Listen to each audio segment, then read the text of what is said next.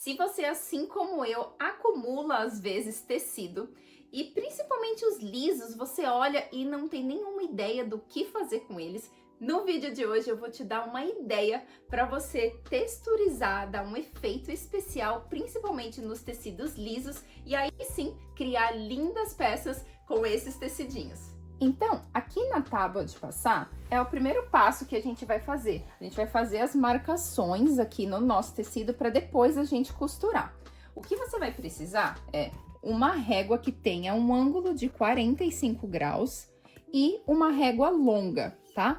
Essa aqui, especialmente, ela me ajuda bastante porque ela tem aqui a largura de 10 centímetros e eu uso bastante essa largura para me ajudar. Você não precisa de caneta nessa etapa. Você vai precisar, então, pegar o seu ângulo aqui de 45 graus, ó, essa linha aqui, e colocar aqui embaixo, bem certinha, na sua peça. Você ainda pode dobrar aqui ao meio a sua peça, ó.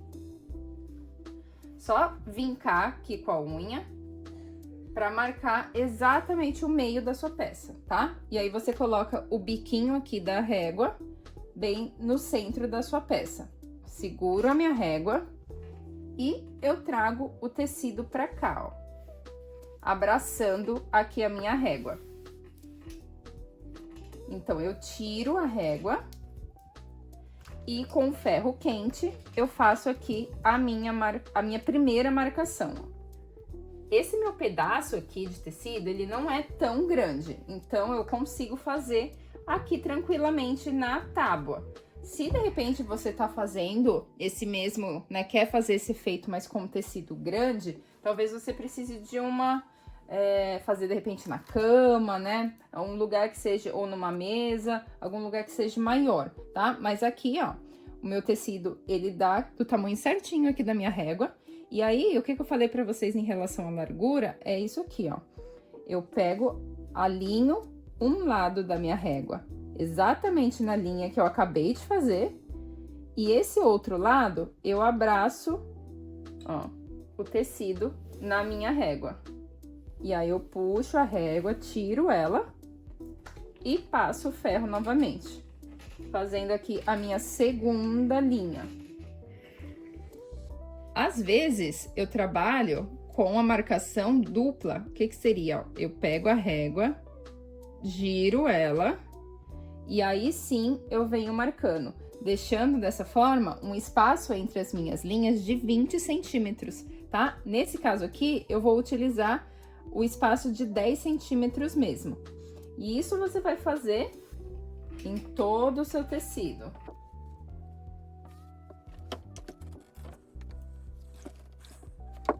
Quando a gente termina um dos lados, ó, ele vai estar assim, todo marcadinho.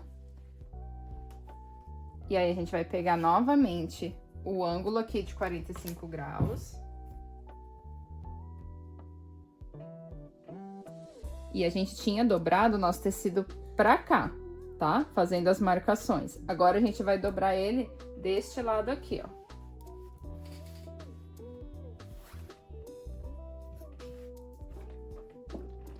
E agora, nessa segunda marcação, né? A gente fez de um lado. Essa segunda parte, eu não passo o ferro tão forte, porque eu não quero que o ferro desmarque aquelas nossas primeiras linhas, tá? Então, eu só passo o ferro um pouquinho, realmente só para marcar. E aí, a gente vai fazer essa mesma etapa, agora seguindo esse outro lado. E esse é o efeito, ó, que a gente tem, já tá bonito assim. Agora, a gente vai lá na máquina pra costurar em cima das nossas marcações. E aqui na máquina, então, como que a gente vai transformar aqui o nosso tecidinho que tá todo marcado? Ó, ele já tá bem bonito desse jeito. E aí, agora a gente vai fazer as linhas, tá? Então, eu começo por aqui, pelo cantinho, tá? E aí, não tem problema qual lado que você for fazer. Bastante importante, a linha de cima e a linha da bobina, as duas têm que estar na mesma cor e combinando aqui com o seu tecido, tá? A não ser que você queira que dê um destaque para a sua linha, aí você troca a linha para uma outra cor. Mas eu peguei uma cor aqui bem verdinha, tá? E aí, eu vou, olha só, ela é bem na beiradinha que a gente vai fazer uma costura. Eu passei o ponto pra 3,5.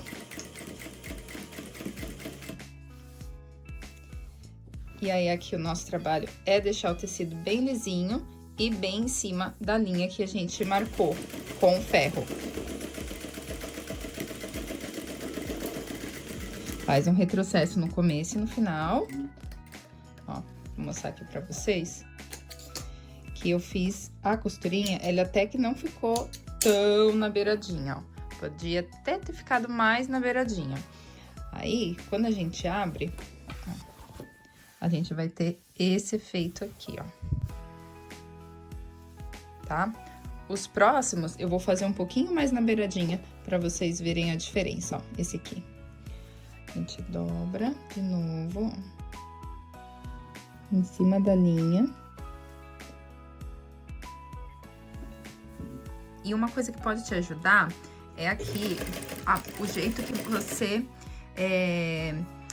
visualiza aqui o pé calcador, tá? Eu tô trabalhando com a máquina industrial, dá pra fazer tranquilamente na máquina doméstica, e eu tô usando esse pé calcador aqui, tá? Você pode usar qual pé você quiser. A questão é, se você alinhar essa parte aqui do tecido com a parte interna, aqui, ó, essa linha da parte interna do pé calcador, ó,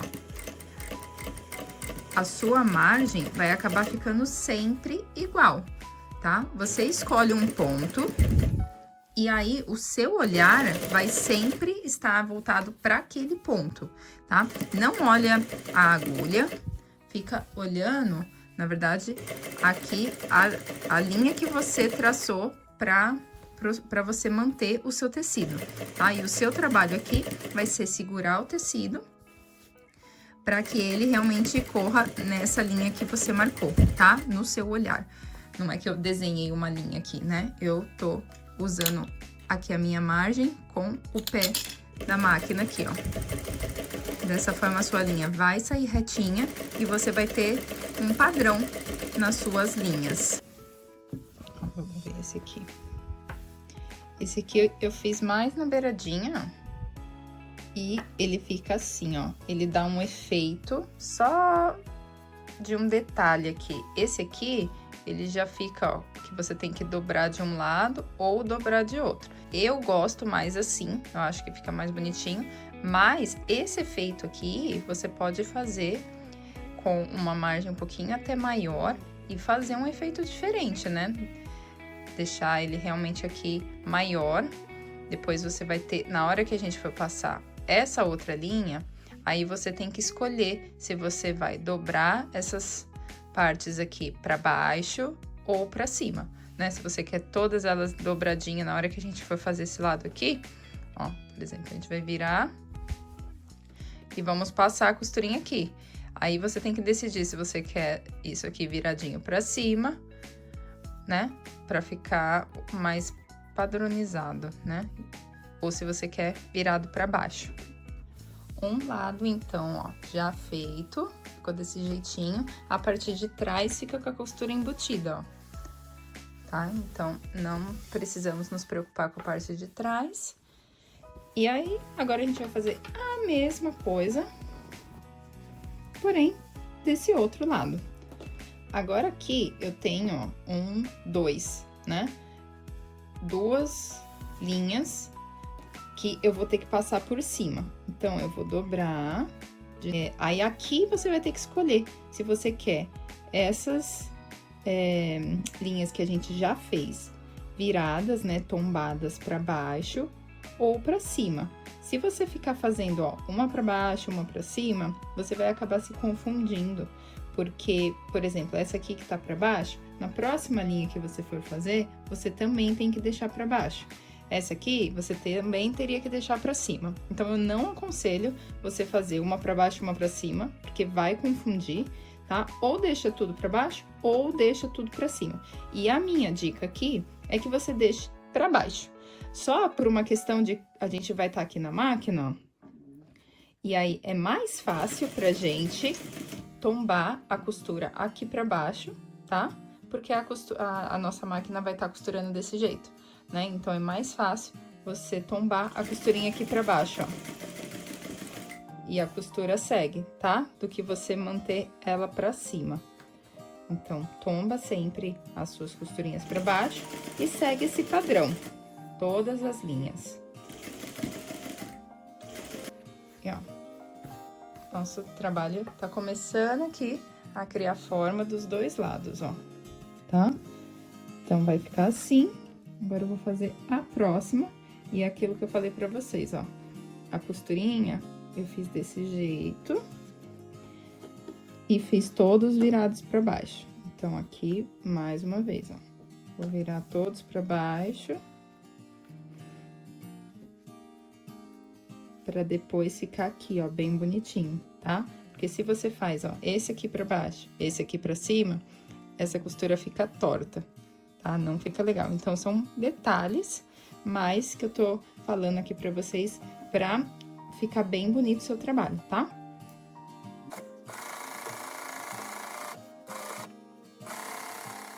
Depois que a gente finaliza a parte lá na máquina, é importante a gente passar no ferro. E aqui vocês vão notar a importância da gente realmente tombar a costura sempre pro mesmo lado, tá? Não tem uma regra, pode ser pro lado esquerdo ou direito, mas aqui, ó, eu tô passando o ferro e todas as costuras nessa direção, elas estão viradas aqui pra cima. Então, tá, o ferro, ó, tá seguindo aqui essa direção e não tem nenhuma linha torta, tá? Ou torcida. E as linhas nessa direção aqui, elas estão também sempre viradas para aquele lado, tá? Então, dessa forma, o trabalho vai ficar bem bonito. São detalhes que realmente fazem a diferença, tá? Tadã! E a gente saiu de um tecidinho liso para este resultado aqui. E agora, na verdade, o meu pedaço de tecido está pronto para eu criar a peça que eu quiser. Nesse caso aqui, eu vou fazer uma cabeceira para um kit berço, mas essa técnica é muito legal para você fazer almofada, para você fazer nécessaire, usar aí a criatividade para realmente dar uma carinha diferente nas peças utilizando tecido liso. E agora eu vou deixar você com uma imagem do kit berço já pronto para você ver como ficou. Mas antes, quero te pedir para se inscrever aqui no canal, já ativar o sininho, porque toda semana tem vídeos sobre costura criativa, tutoriais e muitas dicas, beleza? Eu te vejo no próximo vídeo. Tcharam! Mostrando para vocês como ficou aqui o kit berço com a nossa cabeceira lindíssima aqui, o tecido que era liso, né? Sem graça, olha como ficou aqui enfeitando a cabeceira, dando esse charme, olha que lindo. E aí eu usei a mesma proposta no rolinho pro pé do berço, com o nome do neném. Aqui estão as laterais do kit berço. E é isso, gente. Eu espero que vocês tenham gostado desse vídeo curtinho com uma dica muito legal, na verdade, uma técnica aí para você fazer e aplicar também nas suas peças.